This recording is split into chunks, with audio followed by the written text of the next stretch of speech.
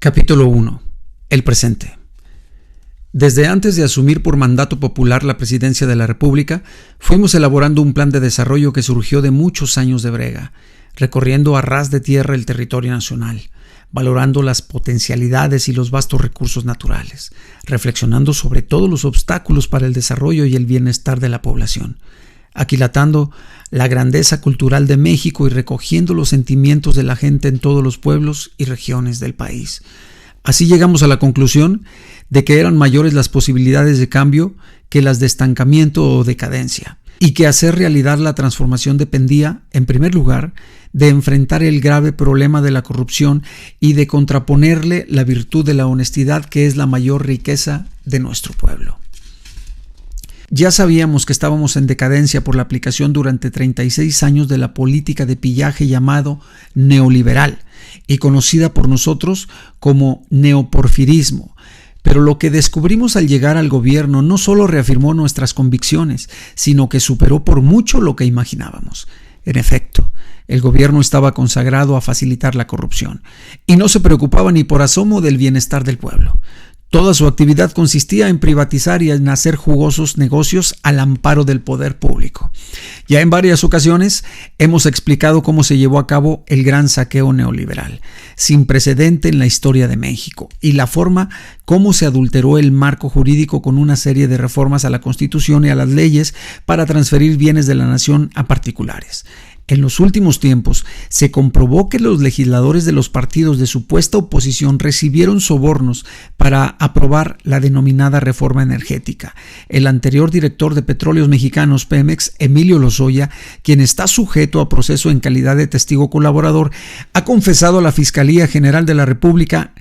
que el grupo o persona jurídica Odebrecht no solo tuvo contratos y beneficios por parte del Estado mexicano, sino que además participó activamente junto con otras grandes empresas, influenciando la política energética del país mediante la reforma energética, facilitando por instrucciones de Peña Nieto y de Luis Videgaray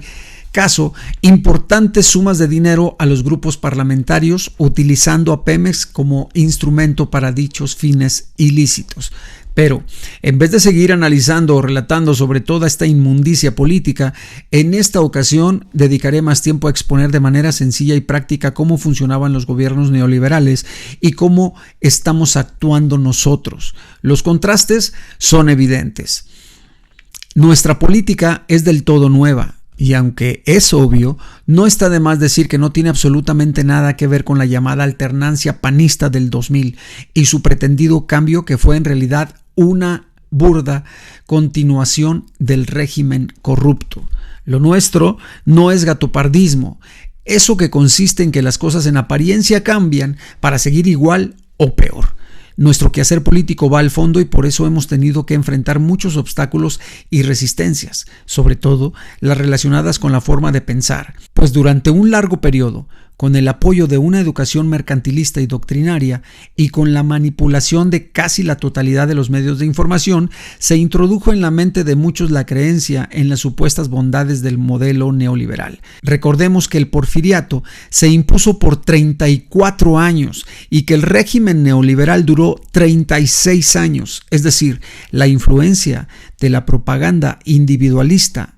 egoísta, utilitarista y pragmática afectó a más de una generación. Si el país no sucumbió por completo y logró subsistir, fue por la innata y excepcional inteligencia del pueblo mexicano. Pero aún así, ha costado mucho trabajo persuadir y convencer a quienes fueron formados en la escuela del afán de lucro y del aspiracionismo, y no con las enseñanzas del amor al prójimo y del rechazo a triunfar a toda costa y sin escrúpulos morales de ninguna índole.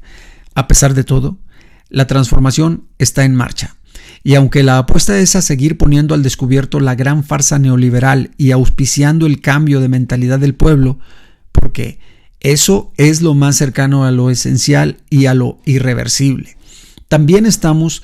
desterrando vicios y prácticas deshonestas en el manejo del gobierno. Tengamos presente que, durante el periodo neoliberal, el propósito central de la administración pública era facilitar la entrega de bienes nacionales a particulares, y que para eso se fue creando una estructura administrativa acorde a la política del pillaje, a la tranza y el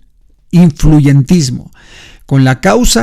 excusa de evitar el monopolio del Estado y garantizar la libertad empresarial. Por ejemplo,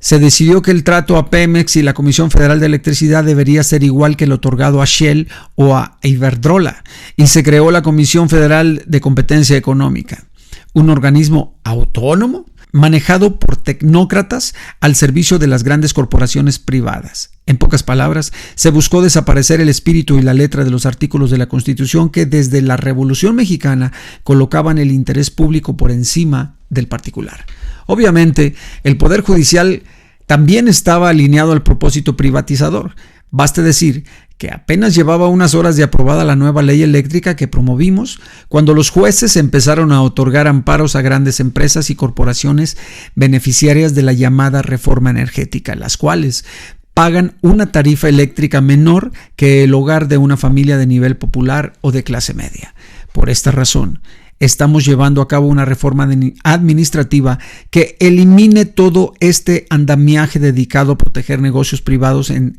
detrimento de los negocios públicos. Un ejemplo claro fue la eliminación de 187 fideicomisos, instrumentos que se fueron constituyendo para otorgar concesiones a grupos de intereses creados, tanto empresariales como académicos y del ámbito de los intelectuales defensores del régimen de corrupción y privilegios. Es un hecho demostrable que con becas, financiamiento para estudios y otros mecanismos se cooptaba a quienes defendían el pensamiento oficial.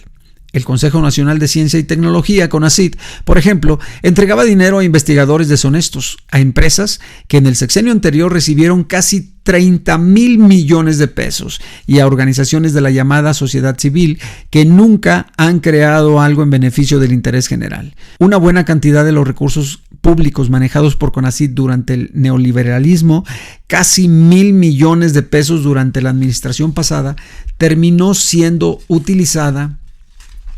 para realizar construcciones faraónicas sin función económica o social alguna, solo para beneficio de funcionarios, pseudocientíficos y contratistas que edificaron estos elefantes blancos que han quedado como símbolos de corrupción de la época de la llevada y traída innovación tecnológica. Ahora el CONACYT ha hecho muchas cosas en favor del desarrollo de México y enumeraré solo dos muy concretas. Una vez iniciada la pandemia por COVID-19 y en medio de las dificultades para conseguir ventiladores para atender a pacientes graves, CONACYT, con la empresa Didetec, diseñó y desarrolló un ventilador denominado GATSI, suspiro en lengua otomí, y otro con uno de sus centros públicos de investigación denominado ECATL, 4T, Dios del Viento en náhuatl. Se fabricaron 1,000 que han atendido a más de 6,300 pacientes mexicanos en riesgo por COVID-19 en 81 hospitales públicos del país. Este logro nos ha permitido dejar de depender del exterior para contar con este importante equipo médico. Lo mismo sucede en el caso de la vacuna Patria en desarrollo, en colaboración con Avimex, que está terminando su primera fase de pruebas clínicas en personas y con buenas perspectivas de eficacia. Por otra parte, solo con la eliminación de los 187 fideicomisos entre el año pasado y el actual, nos ahorraremos alrededor de 126,000 millones de pesos, dinero que se ha destinado directamente al desarrollo y al bienestar de los más pobres del país. Nos vemos en el siguiente capítulo.